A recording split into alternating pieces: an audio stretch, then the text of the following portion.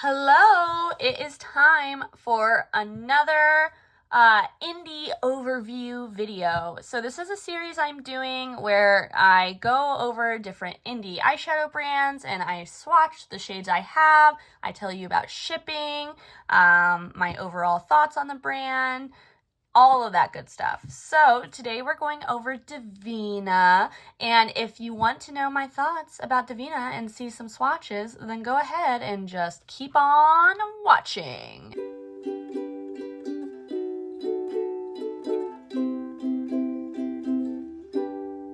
Just like always, we're going to start with swatches and I'll kind of tell you about the shades and my thoughts on them as we go through, and then we'll do shipping, prices, overview, all that good stuff. So first up, we have a matte. It's called Zarina, and if you saw my rainbow pastel palette video, you'll know this was in there. It's nice. I said this in the other video, but I think that this orange is a very true pastel orange, which can be hard to find. Now, I'm not sure if you can see. Maybe I'll try to hold it up so that way you can see it in the pan. These mattes are very powdery and delicate. Not quite as delicate as the Glam Shop ones. They kind of fall in between Terra Moons and Glam Shop. I mean, I have had it break a little bit on the top, but it's still together, so that's a good sign. Next up, we have the shade Vela. This is a yellow with a blue and pink shift. The blue makes it look kind of green in practice. It's a little bit more sheer, but insanely sparkly. I'm not sure if you can really see those individual sparkles, but it does have a lot of individual sparkles in it. I find that that texture is true for most of the Devinah shades. Next up, we have Tucana. This one's a little bit more firmly pressed, still very easy to pick up, but this one's a little bit crumbly Vela, whereas this one feels more like that metallic, like, I don't know. You may be able to see the difference too as I swatch them. I'm not sure if you can see. This one has much more individual sparkle, whereas this one has sparkle but looks more metallic. This is like that like pink to like yellowy duochrome. Really, really pretty. I said yellowy. I mean, it's really a gold, and I'm not sure if you can see it as well on camera. A classic, and for good reason. This next one is Lynx. This is an orange with like a yellow and green shift in it. There it is, and you can see very sparkly, similar to the Vela shade and how it looks, and I love it. I mean, you might know I don't like orange. It's my least favorite color, but I love that shade. Next up, we have Mystic Moon Pie. This is my favorite. I love this one. It's that classic like blue-brown duochrome, but with a twist. It's got a little bit more of a mauve base on it, and then the shimmer in it is a little bit less blue and more like silvery, which makes it more neutral than some of those other shades, in my opinion. Again, it has that sparkly texture, but it kind of leans a little bit closer to Tucana in its like thickness, you know, where these two are a little more sheer. This one has a little bit more base to it. These next two are some of their like metallic shades that they came out with for Black Friday. This first one is Lucent Ray. It's described as a light purple. I do not see light purple in this at all. It is metallic. It's like chunky though. Between this and the Terra Moons ones, I prefer the Terra Moons ones because they're cheaper and they have a smoother texture. I'm not sure if you'll be able to see, but this one has like chunks in it that lay on top. It is really shiny, but it's a little chunky. And you might be able to see with this one a little bit better. This is Pink Flare. So it's got a pink base to it a little bit, but like you can tell that the base is separate from the metallic pieces in it. It kind of reminds me, there's a lot of like nail polishes that have a really similar look to these. And you can just see it's very flaky. You can probably see it a little bit better on my finger. So it's got that base color, and then it has silver flakes in it. So those are the two that I have from that collection.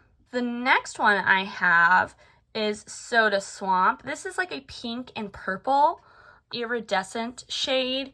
It's really pretty. Not a whole lot of shift in it, but a really, really pretty shade.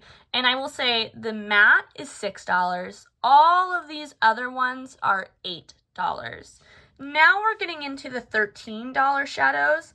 So this one, what is this one called? This is Zira, I think. Yes, it's Zira.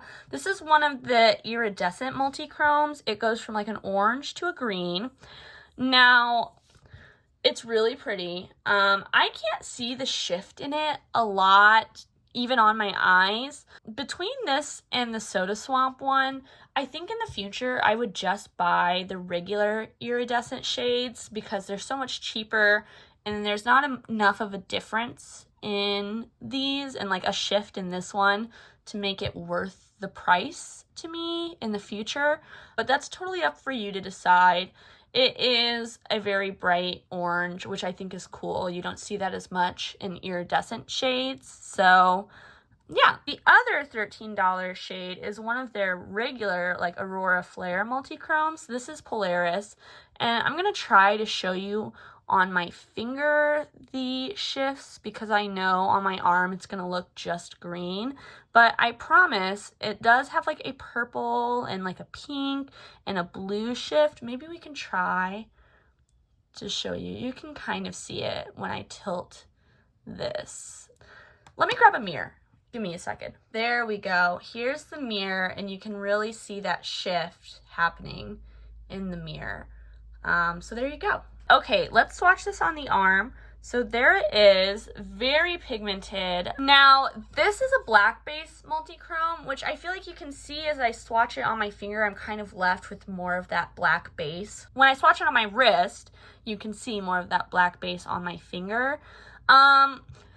Because of that, I find it hard to use this shadow. I mostly use it as a liner because when you blend it out, which I'm going to try to do here to show you, you can really see the black in it and you get less of that shift, you know? So it's kind of hard to use on the eyes in my personal opinion, and that one is also $13. So here are all of my Devinah shades. All together. I'll give you a little bit of an arm twist so you can really see what we're working with here. I'm gonna go rinse off my arm and then we can talk about my thoughts on the brand. So I did just want to share these ones in the middle, though you don't really see that base color in them a lot on the eyes or when they're swatched. They do stain, so keep that in mind. But let's go ahead and talk about Devinah. So Devinah is highly sought after. I feel like it is kind of hard to get your hands on Devinah shadows. They aren't ever in stock, and they'll do restocks, and they do lots of announcements about their restocks on their Instagram, and then when they restock, it sells out instantly. Some shades more quickly than others, but for the most part, it's pretty hard to purchase from this brand. I was able to get shades on Black Friday. I had tried to get shades in June when they did a restock, which was the last restock they did before Black Friday. So that just goes to show they don't restock very often. But I tried to get shades in June, but by the time I got off work, 30 minutes after the restock went live, everything was gone. So it's a hard brand to get a hold of. Now, for Black Friday, I thought it was a little shady because they did their restock at like 2 p.m. on Thanksgiving Day, which I don't like when brands do. I'd rather it's called Black Friday and you're calling it your Black Friday sale, so why are you doing it on Thursday, you know? I feel like I have nothing to back this up with, but I feel like it has something to do with brands wanting to be the first ones to go on sale to make sure people buy their product. Again, I have nothing to back that up, but I did think it was a little shady, especially because it's so hard to buy these shadows normally. Like whenever they do restock, you got to be on it to get those. And so I don't know, I didn't like that a whole lot.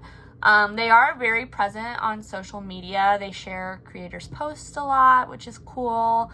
They do, you know, like contests where they ask you to post swatches of their eyeshadows on your Instagram.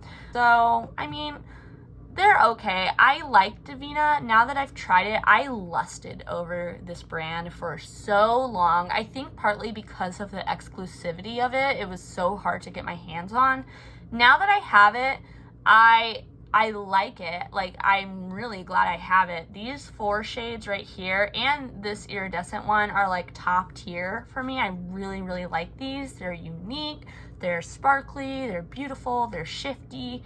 But I don't know if I'd be willing to jump through all of those hoops to purchase from Devinah again.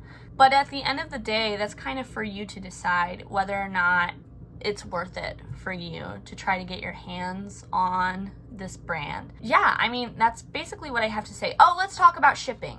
So shipping was $5.95, which is a little more expensive than I like shipping to be, but not ridiculous or anything like that. I placed my order, like I said, on Black Friday, and I got an email saying it was ready to ship 5 days later or 6 days later? 5 days later on December 1st. I feel like Devinah is one of those brands that says things are ready to ship when they aren't, because then when you go on the site, it says shipping label in progress or whatever, or not created yet. So it took a little while after that for these to actually get to me. I think maybe like 3 or 4 days after it said they had shipped, maybe 5 even. I can't find the email that said like your order is out for delivery today, but I do know it took a little while because I was like waiting. I was like, oh my god, they're coming, and then they didn't come for a little while after that. So I would purchase from Devinah again if their site had better stock. If I could like go on there one day, look through and say, oh yeah, I like this one, this one, this one, this one, I would purchase. But having to schedule and waiting half a year for them to restock, I think is a little ridiculous. So because of that, I don't know if this is a brand that's as on my radar as it was, but let me know down below. What are your thoughts on Devinah? What are your favorite shades, your least favorite shades? Is it a brand that you would recommend? Let us all know. Let's help each other out. Indie eyeshadows are expensive, so it's always worth, getting as much info as you can before you make a purchase. Oh, one last thing I forgot to say. Always use an influencer code at Devinah. Everyone has an influencer code. Not everyone, but a lot of people do, and it saves you, I think, 20% off. So definitely worth it if they're not doing like a full site-wide sale. But okay, that's it. That's all I have to say. And until I see you next time, I hope that you stay safe, stay healthy, stay happy. Bye.